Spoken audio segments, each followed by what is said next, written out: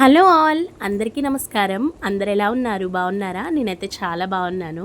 ఈరోజు మా వారు స్ట్రాబెర్రీస్ అయితే తీసుకొని వచ్చారండి. జస్వి తింటుందని చెప్పి. దానికైతే హెల్త్ బాగాలేదు. ఒకటి నేను టేస్ట్ చేసి చూస్తే చాలా పుల్లగా ఉన్నాయి. ఇంకా అస్సలు తింది కదండి. ఇంకా జ్యూస్ చేసేద్దామని చెప్పి డిసైడ్ అయ్యాను. ప్రాసెస్ మీకు కూడా చూపిద్దామని చెప్పి వీడియో అయితే తీసానండి. ప్రాసెస్ అయితే చెప్పేస్తున్నాను.